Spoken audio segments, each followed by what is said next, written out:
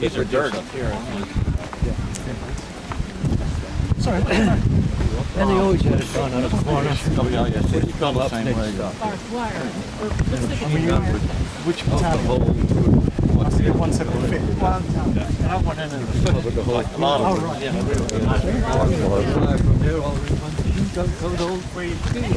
Trying to avoid the mud.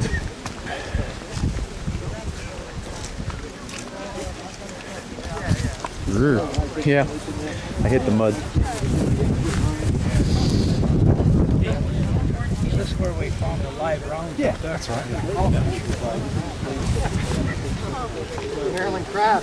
Yeah, that's it. They knew we were coming. Had some crabs. Bill didn't get it. I had him. Always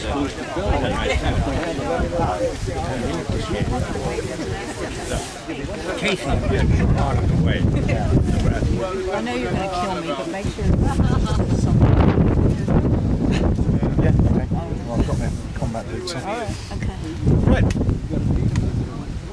Is everyone ready? It's a crab feast. These Marylanders have been here. Look. Yeah.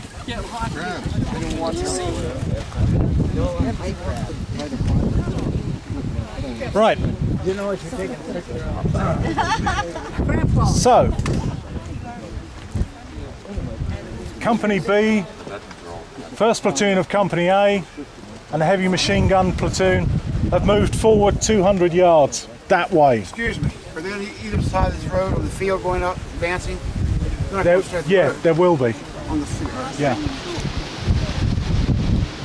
The rest of the battalion, because it's dark, can't come up. So Colonel Whiteford decides the next morning he'll get his guys up here to join up with the others. He's in possession of Hill 108, which is just where we're stood here. Well, it has gone up. We have gone up slowly. Unfortunately, the Germans decide they're not going to be cooperative and push back. They hit Company B, the machine gunners, Company A, and push them back. During this stage, a private, Russell Woodward, stays there with his water-cooled machine guns.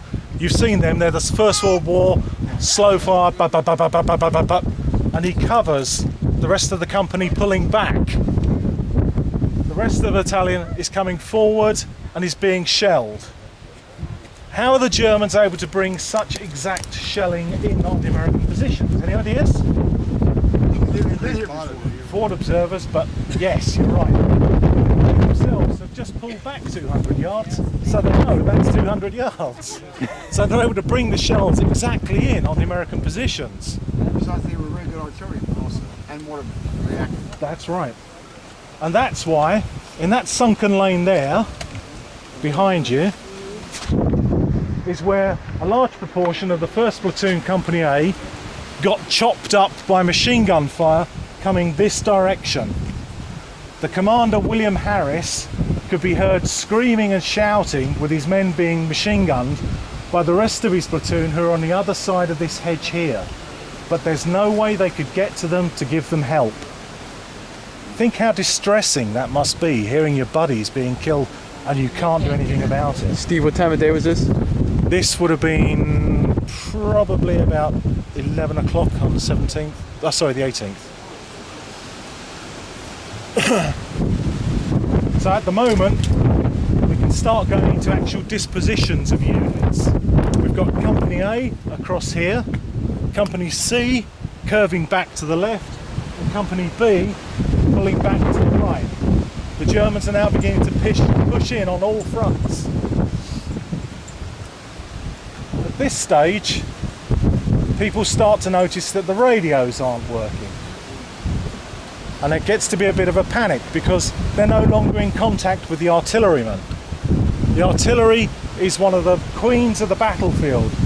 If there's anyone here from the artillery company, yeah, they'll tell you artillery gives dignity to what would be an otherwise bloody scrap. The Germans have also started pushing in, and at this stage Colonel Whiteford has brought up his headquarters up to just within this corner here. somewhere along this line here, this hedgerow.